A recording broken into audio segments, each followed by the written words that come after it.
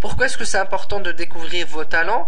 Tout simplement parce que si vous voulez progresser dans la vie, si vous voulez réussir dans la vie, il ne faut surtout pas chercher à améliorer en premier lieu vos points faibles. Ça ne sert à rien.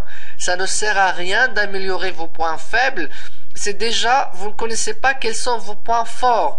C'est déjà, vous n'êtes pas en train de travailler sur vos points forts. Parce que, certainement, vous avez des prédispositions pour être meilleur dans certaines activités, dans certains domaines ou dans certaines tâches. Et certainement, vous n'êtes pas prédisposé à être bon dans d'autres domaines et sur d'autres tâches. Ok, donc en sachant qu'il y a les deux points chez chacun de nous, si vous fournissez beaucoup d'efforts pour améliorer vos points faibles, autrement dit, là où vous ne serez pas bon, vous allez progresser, mais doucement. Imaginez si vous prenez les mêmes efforts, si vous mettez la même énergie, si vous mettez la même réflexion et le même travail sur les points forts, votre progrès sera nettement meilleur. Vous serez nettement plus fort et surtout, plus rapidement. Alors, définissons, c'est quoi un talent? Un talent, c'est tout simplement la capacité à avoir une excellence dans une tâche ou dans un travail de façon plus facile. Autrement dit, vous serez plus capable de réussir plus rapidement et plus facilement que quelqu'un d'autre. Par exemple, il y a 2 jours, j'écoutais une émission sur la vie d'Avicenne, un médecin célèbre et qui a influencé la médecine et l'histoire de la médecine. Dans un des livres a été étudié pendant 4 siècles. Ce médecin, Avicenne, disait « La médecine, pour moi, était l'un des domaines les plus faciles et que j'ai maîtrisé déjà à l'âge de 16 ans. » Et effectivement, à l'âge de 17 ans, il arrivait déjà à soigner des maladies que aucun médecin n'arrivait à soigner durant son époque.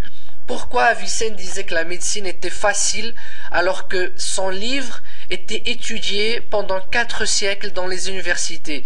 Et tous les étudiants qui auraient étudié son livre auraient dit que la médecine était difficile à apprendre. Pourquoi lui il l'a trouvé facile? Tout simplement parce qu'elle a coïncidé avec sa prédisposition. Autrement dit, il est tombé vraiment dans le domaine où ses talents sont déjà prêts à avancer. Et d'ailleurs, quand Avicenne voulait étudier la philosophie, il a dit que c'est la chose la plus compliquée pour lui.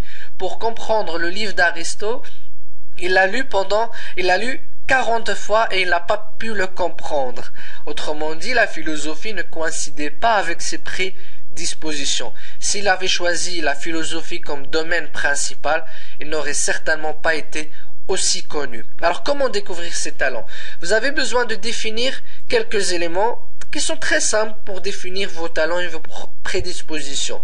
1. Vous devez commencer par chercher qu'est-ce que vous aimez faire. Quelles sont les activités, les actions, les tâches, les lectures que vous aimez faire. Ça vous donnera plusieurs indices pour pouvoir découvrir quelles sont vos prédispositions. La deuxième chose que vous devez définir, c'est qu'est-ce que vous apprenez vite à faire. Revenez un peu à l'école, à l'université. Quelles étaient les matières dans lesquelles vous avez beaucoup de facilité? Quelles sont les matières que vous maîtrisez? Autrement dit, quelles sont les matières dans lesquelles vous arrivez à avoir d'excellentes notes sans trop de révision?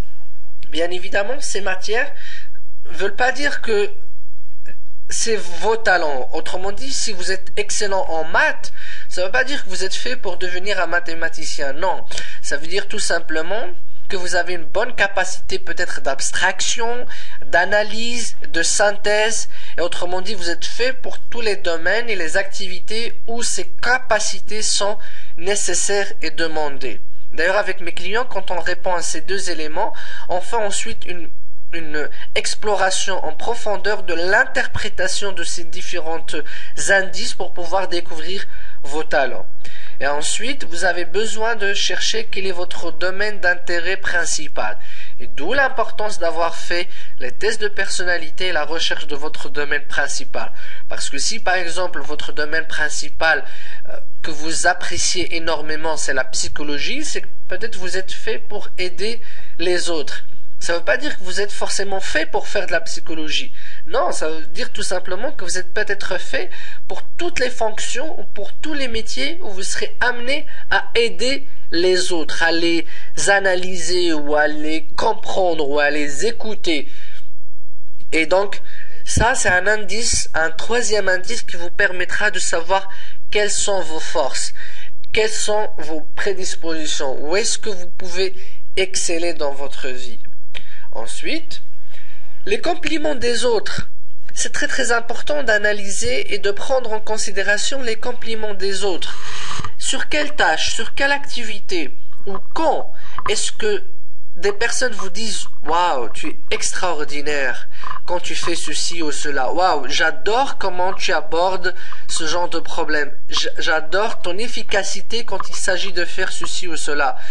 Tu es vraiment très bien quand tu fais ce genre de travail. » Si vous avez ce genre de compliments sur un type de tâche ou une activité ou dans un domaine précis, si vous avez 1, 2, 3 compliments de ce genre, même si vous avez eu ça dans le passé, il y a quelques années ou il y a plusieurs mois, ça veut dire que vos talents sont cachés dans ce genre d'activité, dans ce genre de tâches. D'où l'importance de faire le journal intime et de faire son autobiographie, parce que souvent ça sort dans l'autobiographie. Et quand j'utilise mon journal intime, souvent je me rappelle des moments forts de ma vie où plusieurs personnes sont venues me féliciter pour une telle activité, pour un tel projet ou pour une telle réalisation. Et ça, c'est un indice très très fort. Et ça trompe rarement au niveau de la détermination de vos talents et de vos capacités cachées. Ensuite, connaître vos valeurs. C'est très très important de connaître vos valeurs.